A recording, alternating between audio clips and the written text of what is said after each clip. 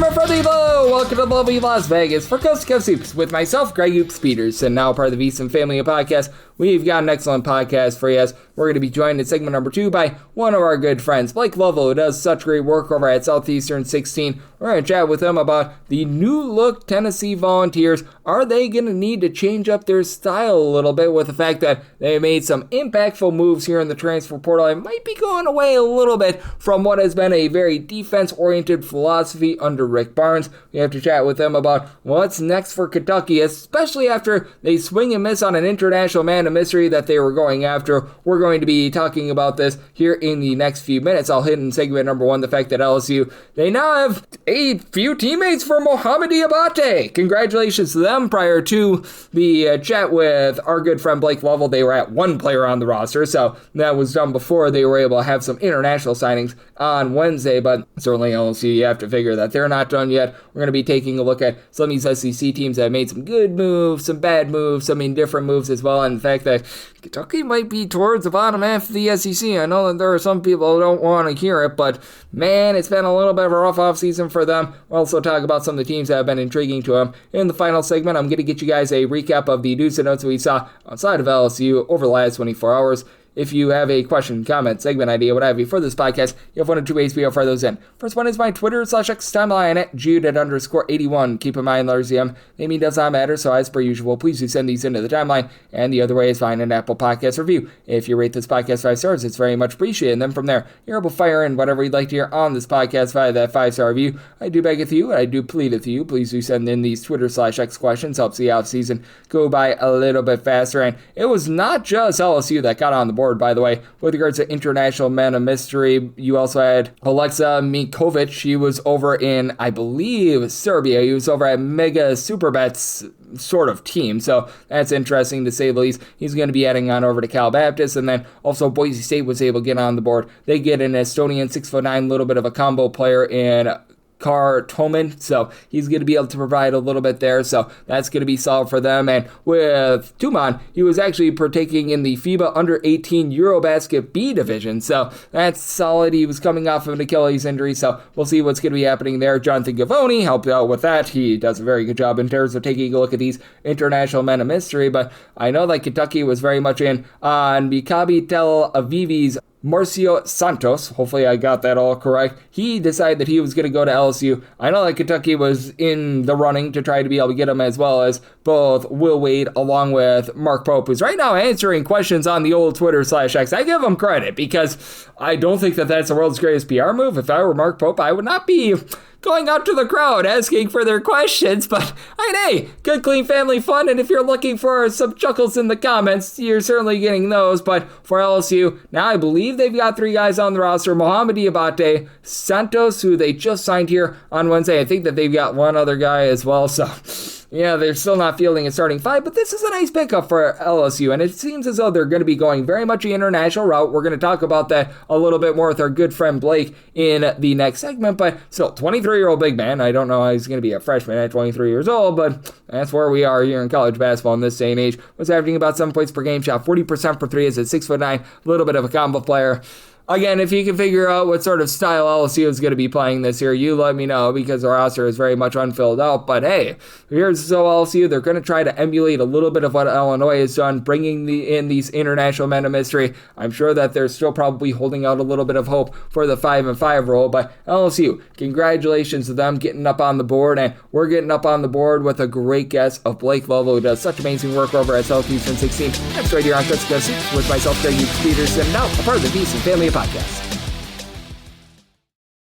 Inside Edge this college basketball season? Well, VSiN experts use CBB Analytics, the most comprehensive college basketball analytics platform in the world. See injury impact, on and off data, clutch time performance metrics, first versus second half splits, and so much more. Utilize the promo code of VSiN, that is VSIN, to get $30 off and find your betting edge over at cbbanalytics.com. That is CBBanalytics, all one word, .com. For anyone that is new new to VSiN, well, I wish you a friendly hello. This is an attention to anyone that is new to VSiN because you're able to get some free stuff with our daily newsletter. It's a great way to catch up on everything that's happening in the sports betting world. It's delivered straight to your inbox every single morning. VSiN's newsletter offers picks, data, strategies for the day's betting menu, and so much more. Sign up for free today over at VSiN.com/newsletter. That's VSIN.com/newsletter and start receiving your free newsletter tomorrow morning. That is VSIN.com/newsletter. Stay ahead of the game and bet smarter with VSiN.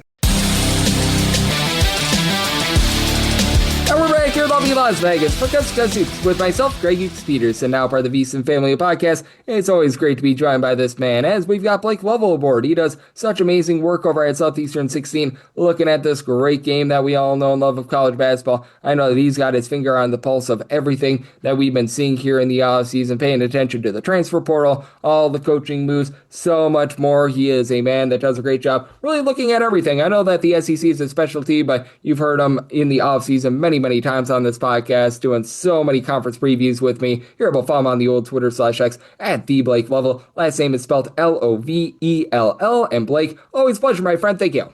Yeah, thanks for always having me on, Greg. Always great to have you aboard, and great to have you on now that we saw in the early part of the week Tennessee, who has been very active here in the transfer portal. They've got a completely new starting five. Well, the rich, they get richer. They pick up Drew Karras, who's averaging 20-plus points per game last season over at Wake Forest. And just how do you take a look at this Tennessee team? Because typically they add a few guys in the transfer portal, but they have very much went all in on the portal this offseason. And boy, oh boy, it feels like they are very much in it to win it. Yeah, I would have to say that certainly I think if you're looking at, the teams out there that have made the biggest moves, I don't think there's any question that Tennessee is going to be probably, top three at worst, just in terms of what they've done with their roster. And like you said, I think Drew Karras was kind of the exclamation point on the end of really just this entire thing and what they put together. And, you look at it as a whole, Rick Barnes said right after that loss they had to Michigan was basically, hey, we know what our priorities are this offseason, and that is going out, getting some shooting, being able to be a team that we feel like can be more consistent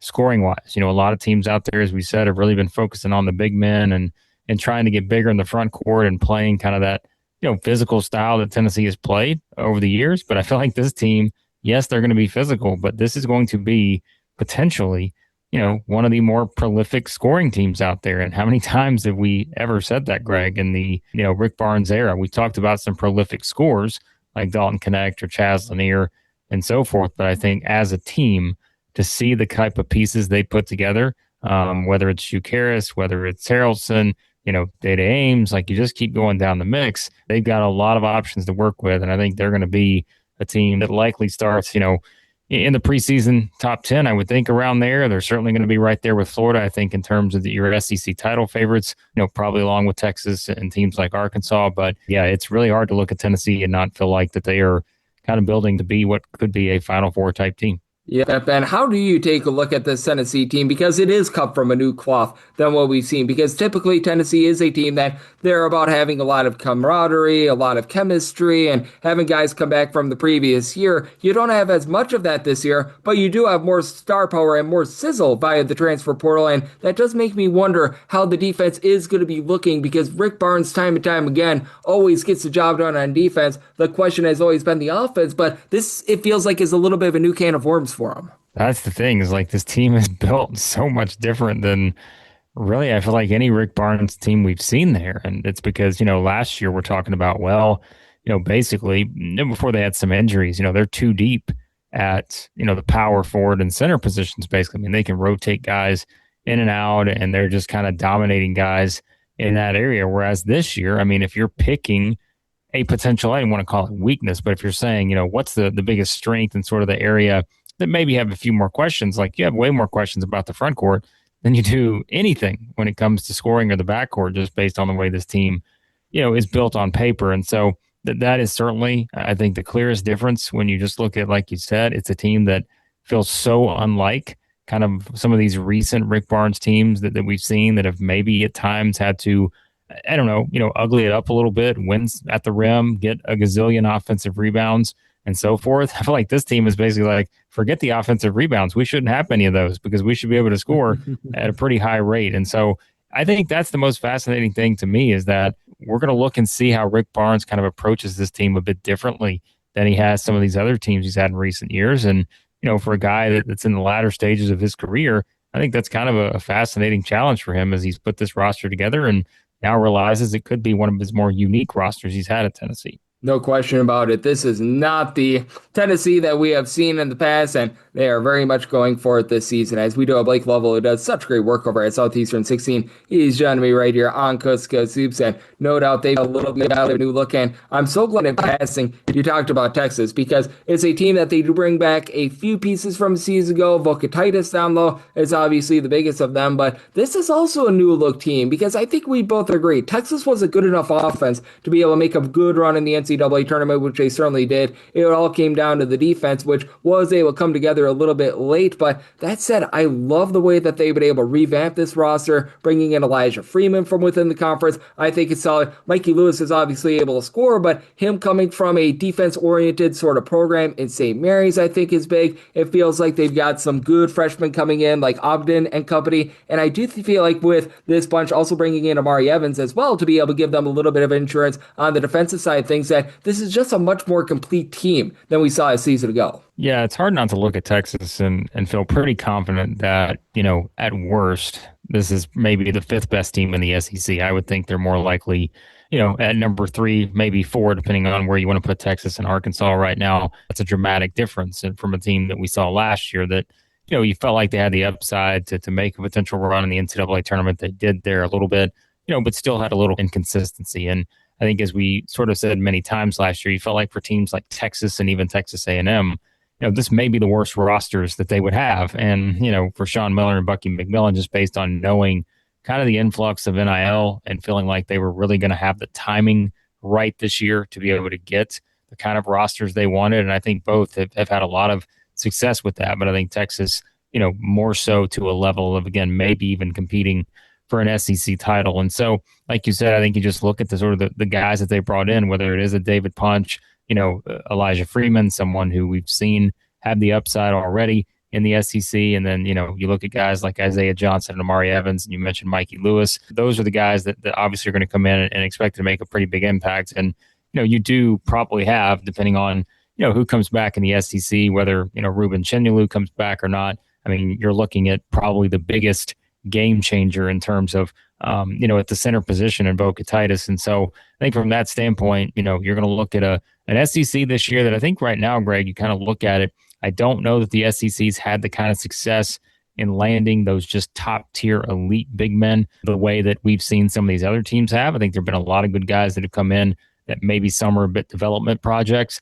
Some will obviously be able to shine, take a step forward, like a Malachi Moreno at Kentucky. We saw some of that, but I think that's where, again, for me, Texas having Vocatitis and really just seeing how they lean into kind of that duo of Vocatitis and David Punch and the differences in those guys, I think that can be a real separator for them with this current SEC landscape. Absolutely. And I do think that it's going to be really interesting to take a look at those top teams out there in the SEC. As joining me on the show, we do have our guy, Blake Lovell, who does such great work over at Southeastern 16, joining me on Coast to Coast Hoops. And we've talked a lot about the top teams. And if we had to take a straw poll right now of the 16 SEC teams, I think I would have to have LSU at 16, because while they did have a nice pickup of Mo Diabate, I look at the roster and it's Mo Diabate. That's about it.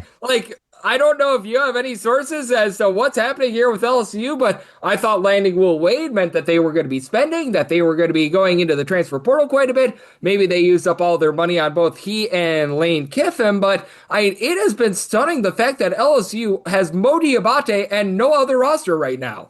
Yeah, it has certainly been interesting, to say the least. I think that he certainly has a plan, and I feel like you're seeing them kind of maybe have to pivot a little bit. And I don't want to say that with any certainty, because I don't know, again, with 100% certainty there. But I do think, they're obviously going and looking at the international route of being able to bring in some guys that I think they will land there. There's obviously another big name out there in Alan Graves, who has really been connected, with LSU for a long time. And you have to wonder, because he is someone, going through the NBA draft process and all of that. I think that is probably delaying it a bit in terms of them being able to lock that one in. I mean, there's another name that I thought originally could be in play for LSU and fill one of those spots. Not going to happen because, as we know, Paul McNeil is heading back to NC State. So I thought that was one that, there seemed to be a little bit of momentum maybe going to LSU with Will Wade, but that didn't happen.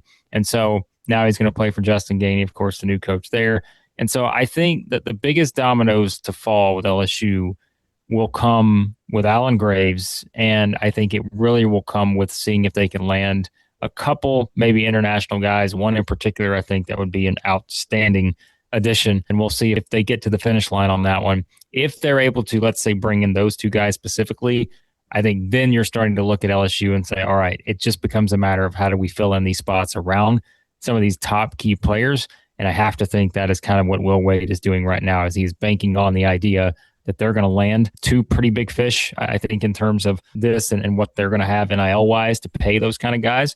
And if they do that, then I think it really just becomes a matter of, can you just get some complimentary guys to fill a lot of these other spots, because they would have a pretty star-studded team, I think, if they're able to do that. Yep, it has been very interesting to look at LSU, to say the least. And as a lot of teams have been trying to address their needs in the transfer portal, LSU has been sort of kicking back, relaxing, and enjoying the fact that they've got Mo Diabate on the roster. So that's been interesting. And the place where Mo Diabate comes from in Kentucky, it's very interesting because there's a lot of rumors that Milan Mimicelovic might be in play for him if he withdraws from the NBA draft. And it feels like they've done an amazing job of bringing out role players, but it feels like they've got a lot of role players. I'm not sure you look at this Kentucky roster, but it just feels a little bit underwhelming. And I know there's a lot of Kentucky fans that don't want to hear it, but it feels like they've just struck out on a lot of the targets that they had coming into the offseason. I don't know how you could look at Kentucky's roster right now.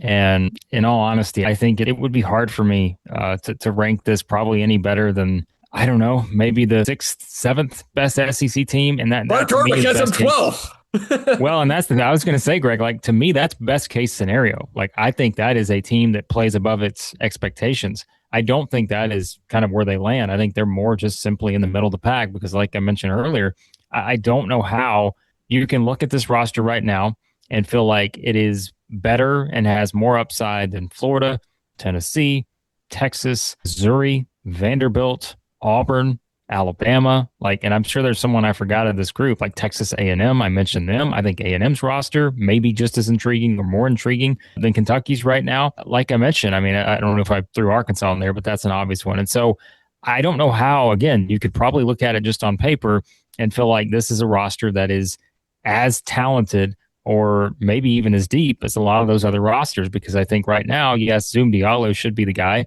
that's going to do the chunk of the scoring and be kind of your takeover type guy. But, beyond that, I don't want to take anything away from Alex Wilkins, but, he's obviously going to be a guy that's coming in and needs to be able to stay consistent in terms of that scoring ability, just like he had, at his last stop. Can he bring that to Kentucky? Can you bring that up a level? I think that's a big question. I think he'll be fine. But then we mentioned Malachi Moreno. I mean, he's someone to me that has to become like a first or second team all SEC type player. Doing that just playing through your center, I think sometimes on a roster like this could be a little difficult. So I think Kentucky, maybe this is what they're like, hey, we're going to go the international route. I think that's probably going to happen. They're going to land a player there. And still, though, I don't know that there's a lot they can do on this roster, like you said, unless it is bringing a guy out of this NBA prospect and one of these top available guys left. If they do that, that can be a significant difference maker. But if they don't, if I'm a Kentucky fan, I wouldn't be expecting, again, a team that's probably going to look up and feel like they are going to be picked in the top maybe 6 or 7 in the SEC, just because I don't know that this roster on paper matches up with a lot of these others that we've seen put together. Yep, I am right there with you. It has been a little bit of a strange offseason here for Kentucky, and it really has been a very fascinating offseason all across the SEC thus far, as Blake Lovell does an amazing job over at Southeastern 16, joining me on Coast to Coast Hoops. And certainly we've ran through a lot of teams that have had good, bad, and strange off seasons thus far, but is there a team or two that we have yet to mention? It can be from the SEC, it can be from elsewhere, that you're just really intrigued with what you've seen out of them over the last few weeks, and maybe they're not getting enough buzz either for the positive or the negative that they've done here in the offseason. I'll throw an SEC team at you because I think this is kind of one of the more interesting teams to me. And I'm pretty fascinated, Greg, by Ole Miss. And I think I may be more fascinated by just simply knowing that I do have my questions about Ole Miss in terms of just the NIL aspect of this whole thing and wondering, what is that number and can they actually compete? And that's the question we asked there is because Chris Beard's their coach, and you're talking about a guy who has been to a national championship game, someone who has won at the highest level pretty much everywhere that he's been. And I think now, as you start to kind of see what this could look like for him, entering this next season, and, they're coming off a very disappointing year, 15-24 and 14 in the SEC. Yes, they got hot in the tournament, but that really doesn't make up, again, for what was, they felt like, I'm sure, a roster that simply just did not come together the way they thought it would, and felt like on paper it was a bit better than many people, maybe thought it would be. And so you're looking at it from that perspective. And I think for me, this is year 4 for him there.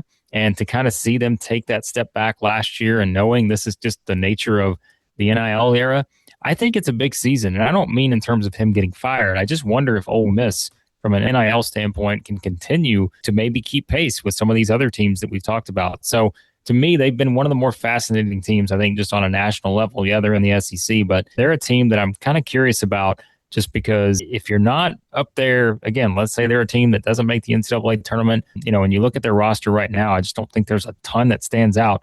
Other than, yes, retaining some of those key guys like Comardine or Patton Pinkins. I want to see how it all comes together for this Ole Miss team, because I think they were one that certainly we had higher expectations for last year.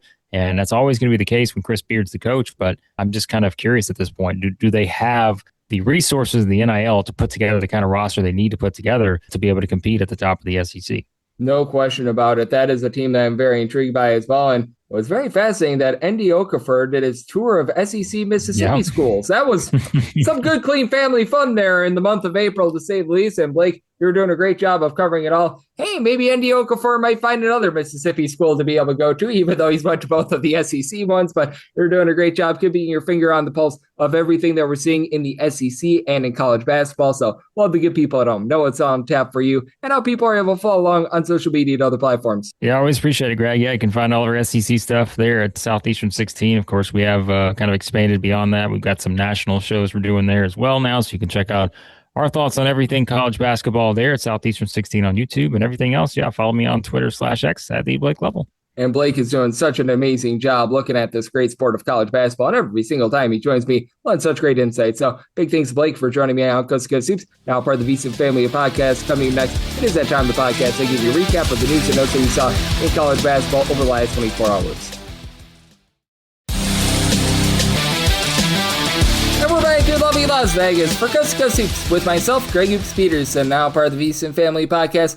Always a pleasure to be joined by Blake Lovell, who does such great work over at Southeastern 16, looking at this great game that we all know and love of college basketball. Every single time he joins me and lends such great insights, did so once again today. So big thanks to Blake for joining me in the last segment. Now it is that time of the podcast. I give you a recap of the news and notes that we saw in college basketball over the last 24 hours. Eventful day for Lindenwood, as they have one of their guys that was playing last year head on over to USC, but they pick up a nice, impactful guy. Xavier Spencer, he was playing last season over in the America East for UMass Lowell, was averaging about 12 points, 3 assists, 4.5 rebounds per game. He commits to this team. They were already on the board for a pair of, in my opinion, solid guys. Dom Clay was over at North Dakota State, was primarily on the bench for that team, but Miles White was able to see some okay minutes over at Lipscomb. Both guys should be able to help you space out the floor, and Lindenwood, once again, probably going to be an undersized team, but for Spencer, he can come in right away, run the point, shot 35% from 3, and he's going to be able to have a nice impact on both the offensive end and the defensive end, in my opinion, so that's very rock solid. And then you had Jadis Jones, who last year was very good for this Lindenwood team. He was really leading the way with 15 points, 8.5 boards, 2.5 assists per game at 6'5",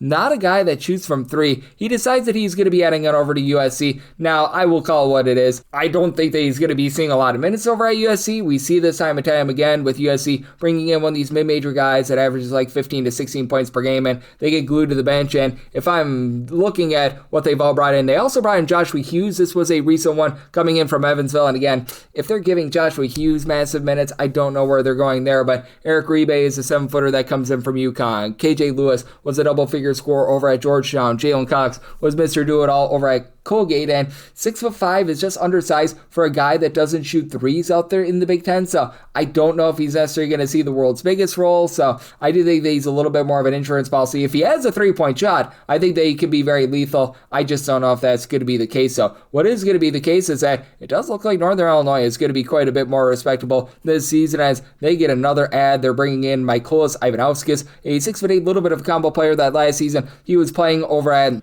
Mercier's, and he was solid. 7.5 points, 5 rebounds per game. He's able to pop a few threes. Not a guy that's going to necessarily light you up from 3-point range, but still, I think that he's going to be able to step in right away, do a really good job for this squad, and I really like what Northern Illinois has been able to do here in the offseason. David Douglas was a nice 3-point shooter at Fresno State and UW Green Bay. Tolu Samuel's an 8.5 rebound per game guy over at Southern Indiana. Isaiah Butin was a solid guard over at South Dakota. Jack Daughtry is a nice 3-point shooter with some size that comes on over from Illinois State. Now you add in there a guy that was a part of a very slow and controlled team, but was able to do a nice job guarding multiple positions, had some active hands. Again, he only shot about 23% from 3, but is capable of being able to pop some threes, so this is a nice ad for Northern Illinois. I've liked what I've seen out of them thus far in the offseason. Sir Isaac Heron, he was playing over at Louisiana Tech last season, began his career over at Oral Roberts. He has decided that he's going to be going to Temple. We give our own to Lane Kiffin goals. Again, I think that Temple needs a little bit more 3-point shooting. Now, Heron at 6'10", he's able to give you a little bit from the outside, and Temple's really need to address the low post play as well, because it's not necessarily been great for them. For Heron, he was on a Louisiana Tech team that was always strong down low, but 4.5 points, 2.5 rebounds on 33% 3-point shooting. Couldn't really see a lot of starts over at Louisiana Tech. I have to question what the, shall we say, vision is right now for Temple. It just feels like they're doomed to be towards the bottom half of the American. They just have not been able to get things going since John Chaney, it feels like, if I'm calling it what it is. Now, I did like the fact that they brought in Jordan Marsh. I thought that was a really good ad for them. You got Des White, nice double-figure scorer over at Oregon State, but under the Adam Fisher system, it relies upon good 3-point shooting. I really don't see it on the roster right now, so I think that they might be just miring in mediocrity, much like they've been doing for a very, very long time. Jalen Curry, last year, he was a 10-point per game scorer over at Oklahoma State. Threw in there 3.5 assists per game, began his career over at UMass, solid 3-point shooter, solid defender. He heads on over to Virginia Tech. I do like this ad for Virginia Tech, as they were a little bit slow going in the portal. They're now getting a few guys up on the board. Isaiah Elam, he comes over from Florida Atlantic. I don't think that he's going to be an end-all be-all massive guy. Same goes for Miles Heady. And in there, Ned Hall from Elon as well. So, man, for Virginia Tech, it's been a little bit of a swing and miss on some of these guys because you lose the likes of Nicolas Avadeus from a season ago. Their low post play is in a little bit of flux as well, but I think that this is a good ad for them. He's going to be able to come in there, run the point right away for Virginia Tech. They always rely upon good guard play, and I think that he's going to fit the system really well. Very well-rounded player. So this, I think, is their best pickup thus far in the offseason. I thought that this was a pretty solid pickup, as well as you've got Spence Sims. He was at Gardner-Webb, and Gardner-Webb was rough last season, but ID was a bright spot. 10 points per game, shot 43% from 3. Needs to work on the defense, but hey, he's going to be staying within the conference. He's heading on over to Winthrop. Winthrop has never been based around having a bunch of Mona Lisa vetoes in terms of defense on their system, and for Winthrop, they do lose quite a bit from a season ago. Losing Logan Duncombe was rough, and they did a nice job in terms of adding some size. George Nachavili, who comes over from North Dakota, should be able to help out with that. Anthony Smith should be able to help this team out as well. With those guys coming over from North Dakota, Winthrop has never been a team in the past that's generated a lot of turnovers. Those guys, along with Micah Davis, who is over at IU Indy, he's able to run the point. That should be able to help him out. They bring in Keshawn Fisher, who is a solid 6'7" Swiss Army knife guy over at Detroit. I like the pickups that Winthrop has made. Are they going to have the firepower of a season ago? I don't think so, but still, I do think that they're making some solid ads, and that was certainly one of them. Malachi Brown was a double-figure scorer last year over at Georgia State. He supplied that team with about 12.5 points, 3 assists, a little bit over a steal per contest. Now, it's a Georgia State team that was not very efficient on the offensive side of things, but hey, Malachi Brown was able to have himself some nice results, shot 36.5% from 3-point range, and he's decided that he is going to be going to Western Carolina, and Georgia State was actually an okay team in terms of guarding the 3-point line. That's one thing that has really eluded Western Carolina ever since they made the coaching change a few seasons ago, and for Western Carolina, it does feel like they're really starting to build themselves up and be able to become a little bit more of a competitor out there in the SoCon. They also picked up Jaden Roberts here in the offseason. They're going to need to add a little bit more. You lose the likes of Marcus Kell and company because this team was very much based around low post play last season. They really haven't added any of that here in the offseason, so we're waiting on that, but Do like this pickup for them. That'll certainly fortify the backcourt. You got Shea Irwin, who is over at South Dakota last season, averaging about 7.5 points per game. He has decided that he is going to be going to the Meep UTSA Roadrunners. He was limited to 13 games last season due to injury, and just feels like UTSA is doomed to once again be at the bottom of this conference. For UTSA, they're just not bringing in players that I think are cut out to be solid players out there in the American Conference. Like for UTSA last year, it was absolutely awful for them. They lose all their top guys from a season ago, and they're trying to replace them with mix and match guys. Like JJ Kelly was an okay player over at Ohio. He wasn't like their top guy. Joshua LeGree had like 10 points per game over at Morehead State. KJ Tenner, he was a nice little bit of a situational guy over at Murray State. Preston Turner down for what? He wasn't even that great over at Eastern Illinois. I'm really struggling to see how UTSA is going to build themselves up. And under the Austin Clonch system, they've always had success generating turnovers, and they're not bringing in anyone other than Turner that were part of systems that generate turnovers. So really don't know what's happening here. We're seeing some of these American teams really falling by the wayside. I mentioned it with Temple, not necessarily loving the odds of them. And for UTSA, congratulations, you had someone, but I don't know how that's going to be going. Jackson Fields, he was over at West Virginia this last season. He has decided that he's going to be heading on over to Georgia Tech. In the small sample size that we saw, he was okay. He was averaging 4.5 points, 3.5 rebounds per game. Unfortunately, it was dealing with injury, and this is a little bit of a reuniting because he was with Scott Cross 2 seasons ago. He's part of that Troy team that made the NCAA tournament. 8 points, 4.8 rebounds per game. At 6'8", he's not a guy that's going to light you up from three-point range or anything like that. He's a career about 32% three-point shooter. Did a little bit more of that over at Troy rather than this last year over at West Virginia. Obviously, it was a small sample size there, but a guy that knows the system. If Georgia Tech is giving him like mondo minutes or anything like that, they're probably in a lot of trouble this year, and they might be because Georgia Tech has a lot that they need to rebuild from, but I do like Scott Cross as a coach, and I feel like they made some solid moves here in the offseason. I don't think that they're going to be back towards the top half of the ACC, but Kobe Garland, a nice double-figure scorer over at San Jose State this last season. They bring in Victor Valdez, one of the top scorers from Troy this last season. Nasir Whitlock, he should be very rock solid as well, so I do think that Scott Cross is doing it the right way. Might take his lumps in season number 1, might even take more than just season number 1, but I do think that he's building things the right way, and he's bringing in guys that are just good fits in general with the system. Jackson Prunty, he has decided that he is going from Charleston, and he's heading on over to Western Carolina as well. So Western Carolina, they get on the board for a pair of transfers, and for Prunty, relatively a guy that was glued to the bench this last season. 4 points, 2 rebounds per game. He was dealing with injury in his freshman season, or else he would have probably been able to make a little bit more of an impact on his career. About 27% three-point shooter. At 6'6", he's able to give you a little bit of versatility. I think that he's better than the three-point shooting numbers bear out, and he was at a Charleston team that he was just relatively glued to the bench over there. I think that he's going to be able to get some more minutes here, but again, with Western Carolina, would like to see them add a little bit more size here. That really doesn't fit the bill there. For the Queens NC transfer in Carson Schwieger, 6'8" man that was shooting about 41% from 3, 10 points, 3 rebounds per game. He has decided that he is heading on over to Tulane. Tulane is starting to build a roster. Now, for Tulane, I think that in this case, because they always talk about quantity versus quality, they do need to add quantity because we've seen them the last few seasons. They try to play an up-tempo style. It just feels like they haven't had enough depth to be able to do so, but they've had some nice pieces here over the last 48 hours. Jordan Dumont, I know he didn't see a lot of minutes over at VCU, but they added him. Christian Lewis was a 15-plus point per game scorer over at Louisiana Monroe. TJ Nadeau, he's a guy that shot about 40% from 3 over at Detroit this last season. Now you add their Schwieger, who gives you some versatility. Tulane has been hurt in the past by not having a lot of size. He's not like super dominant down low, but at the same time, he should be able to give you a little bit more than 3 rebounds per game over at Queens NC a season ago. So I do like what they're doing here. I think that this is a solid add. What has been very solid this offseason is seeing what Cincinnati has done. They bring in Jared Calhoun. He's bringing over quite a few more of the ancillary pieces from the Utah State, but he's finding guys that fit his system. And Akai Fleming, he was over at Georgia Tech this last season as a freshman, 10.5 points.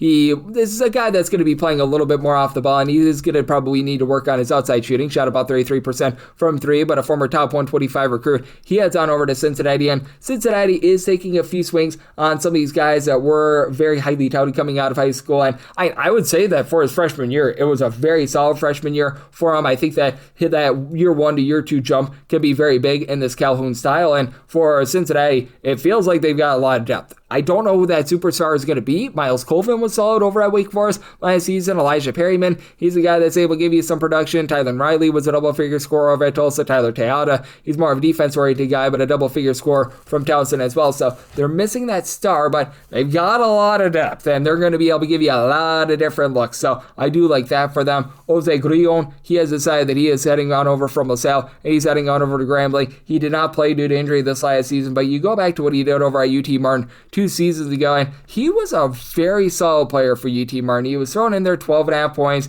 from three-point range, shot about 36% from three at 6'5". He's able to guard multiple positions, some good active hands. Like, I really like this pickup. You hope that he's fully recovered from injury, but for Grambling, you're going to take this swing every single time, because out there in the SWAC, being able to add a guy like this is absolutely massive. This is like adding a 20-point-per-game score out there at a power conference level for Grambling. It's been a little bit slow going here in the transfer portal, as it has been for a lot of these teams out there in the SWAC, other than Hassan Washington coming over from Northern Illinois, and he was glued to their bench. They really haven't added anyone, but that gets them up on the board, and that's a nice add for them. Edwin Suarez, he last season was playing over at Weber State. He's decided that he's heading to East Texas A&M. This is a very good add for East Texas A&M because, well, they really haven't had a lot here in the offseason, and for East Texas A&M, ever since they came on up to the Division I ranks, keep in mind that this used to be Texas A&M Commerce a few seasons ago. It's just been a lot of a lack of success. They pick up He along Jackson Ford, who was a solid rotation piece over at Sam Houston last season. Neither guy is necessarily going to be like a guy that is a go-to scorer in my opinion, but Suarez, about 9 points, 6 rebounds per game for an East Texas A&M team that was just getting absolutely pummeled on the glass. Like, this is going to help them out, especially out there in the Southland Conference, so I like this pickup for them. And then you've got a trio of guys that are all going from Bryant on over to Southeast Louisiana. Ashley Sims, Gio Sanford, and Quincy Allen as sort of a package deal, it looks like. For Allen, he is a former top 150 recruit, began his career over at Colorado, just has never been able to stay healthy. His best year came at Chicago State last year, about 10 points, 4.5 boards, 1.5 blocks, and 1.5 steals per game. Sanford, as a freshman, about 2 points per game. He's really just a throw-in. And then Ashley Sims, he was a starter that was able to supply about 7 points, 5 boards, pair of assists per game. None of these guys are really great three-point shooters, but for Southeast Louisiana, this is a relatively solid, shall we say, haul for them, because for Southeast Louisiana, this is a unit that is always based around defense. They're one of the worst three-point shooting teams in all of college basketball. They are going to need to find a way to be able to get three-point shooting. Most likely, they're going to need to go to the non-Division I route with their NIL sort of situation. But Southeast Louisiana, they take a lemons and they try to make a lemonade out of them. And for this program, being able to get a trio like this that have all played together, they're also bringing in J.J. Massacoy, who is a solid scorer over at UMass Lowell, 6'6", a little bit of a combo player. That should be able to help them out. Again, they need that shooter, but they should be back to being able to play some very rock-solid defense, so do like that. You've got Yohan Cisco. He last season was playing over at Florida Atlantic, and he has decided that he's going to be heading on over to Long Beach State, a guy that really didn't see a ton of minutes, 3.5 points, about 2 rebounds per game, but for Long Beach State, this is a relatively solid ad for them, and we've seen Long Beach State be a better team in terms of not allowing second and third chances. They're pretty good in terms of generating turnovers as well. Absolutely terrible in cutting you off from being able to get good looks. They were not good in terms of guarding the three-point line. They weren't necessarily great in terms of their low post defense as well, but you had in there 7'2" Noah Ammenhauser 2 seasons ago over at Coastal Carolina, had himself a nice go at Jack Payne. The Payne train was solid over at Idaho. Caleb Smith, he had 6'10", didn't see a ton of minutes over at Grand Canyon, but this team is looking to build down low. They're going to need to find that point guard because right now they've got nobody to run the point, but hey, for Long Beach State, they are doing a good job being able to have a good solid defense. They're going to be rock solid down low, so I like that for them. And then Eric Parnell, he was over at Fairleigh Dickinson this last season. He was one of the few guys that was presentable for them. He was averaging about 10.5 points, 2.2 boards per contest, and Fairleigh Dickinson was uncharacteristically awful from three-point, 33.1%. Honestly, it was not too bad for them. Even go back to his time at Hofstra, he was averaging about 4 points per game and shot 37.5% from three over there, and he's decided that he's going to be going to Georgia State. Now, for Georgia State, it's going to be interesting to see what you get out of the Cremens era because he's never really had a lot of experience as a head coach, but he's got some solid pieces out. Jacob Meyer, he was a nice double-figure scorer over at Coastal Carolina, saw a good role over at UAB last season. Zion Wilburn is a 6'5" combo player that comes over from Stanford. Stanford. David Thomas, I think that he's going to be able to do a little bit more than he presented over at Richmond last season. It felt like he was just lost in the sauce over there, but Thomas is a guy that for his career has shot 38% from three-point range. I think that Georgia State has the potential to be a relatively solid offense. Would like to see them pick up a few pieces down low, but like the moves that they've been making, and we're looking to make some moves right here on this podcast by giving you a podcast every single day. If you do like hearing from this fine podcast, Coast to Coast Hoops, you're able to subscribe wherever your podcasts, Apple Podcasts, Google Play, Spotify, Stitcher, and TuneIn. If you have a question, comment, segment idea, what have you for this podcast, you have one or two ways we offer those in. First one is my Twitter/X timeline at gunit_81. Keep in mind, Lars EM, they mean does not matter, so as per usual, please do send these to the timeline, and the other way is find an Apple Podcast review. If you rate this podcast 5 stars, it's very much appreciated. From there, you're able to fire in whatever you'd like to hear on this podcast via that 5-star review. Big thanks to Blake Lovell, who does such great work over at Southeastern 16, for joining me in the last segment. Coming at you guys every single day on this podcast with picks and analysis on every game, every day when we get in season. Here in the off-season, deciphering what we're all getting for what is going to be an amazing 2026-27 season. So, appreciate you tuning in today. I'll be back with you once again tomorrow. Thank you.